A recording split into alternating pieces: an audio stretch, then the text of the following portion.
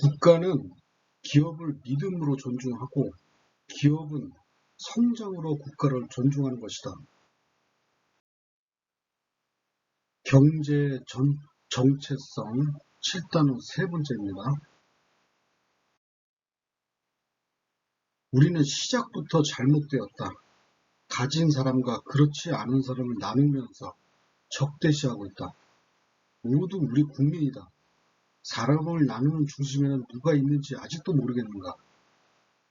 가진 자들이 사회적 기여가 많은데도 불구하고 고마움이 아니라 당연하다는 사고에서 시작해서 이제 뺏으려 하고 있다.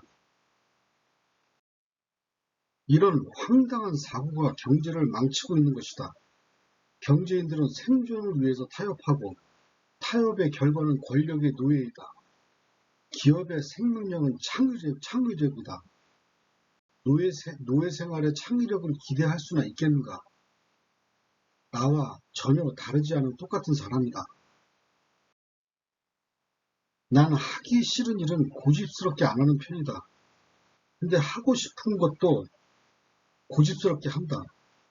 사람들이 기업을 하고 싶도록 하는 것이 좋은 제도이다. 기업이 무엇인가를 스스로 하고 싶게 만들면 그것도 좋은 제도일 것이다. 그 무엇이든 자신의 선택에 의하여 결정되고 책임을 지는 것이다. 그것이 제도이다. 선택과 결정은 간섭으로 이루어지는 것이 아니다. 자신의 주인의식을 깨우쳐서 결정하는 것이다. 그래서 국가가 기업을 간섭한다는 것은 있을 수 없는 일이다.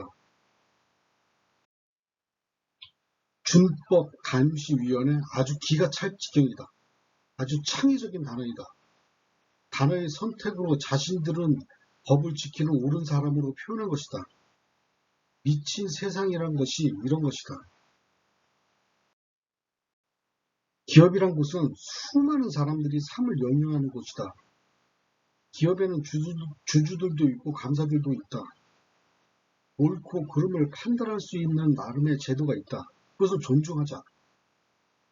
국가는 기업을 믿음으로 존중하고 기업은 성장으로 국가를 존중하는 것이다. 국가는 그 믿음을 배신한 기업에 대해서 반드시 책임을 물어야 한다. 기업의 가장 큰 죄는 기업을 망하게 했을 때이다. 그때 국가는 무엇 때문인지 파악해서 죄를 물으면 되는 것이다. 기업이 망했는데 기업인이 예전보다 더 잘 산다면 그것은 있을 수 없는 일이다. 국가는 국민들이 창업할 기회를 많이 만들어 주인의식을 갖도록 해야 한다. 성공할 때까지 포기하지도 말아야 한다. 성공하여 갚게하여 보람을 찾게 해야 한다.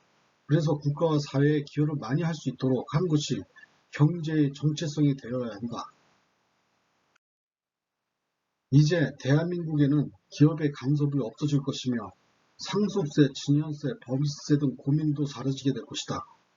노조 활동을 없애서 생산에 차질이 생기는 일도 발생하지 않을 것이며 젊은 세대들이 가장 서로 선호하는 직업이 기업인이 될 것이다.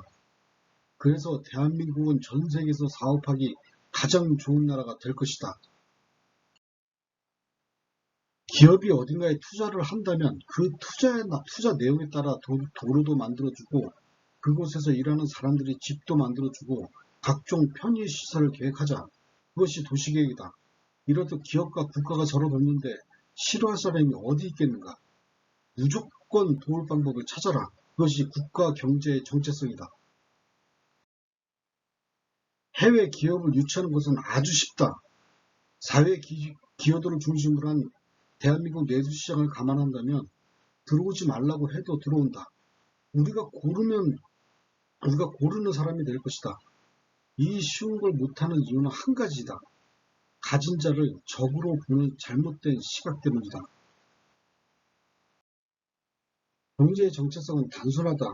기업을 믿어주고 기업이 기업의 노릇을 못했을 때 국가는 간섭해야 하는 것이다. 좋은 기업이 많이 생길 수 있는 방안을 만들어 많은 사람들에게 기회를 주는 것이다. 경제는 사회의 기여도로 돌아가게 돼 있다. 7단원 끝났습니다. 8단원 자살 방지 제도로 이어집니다.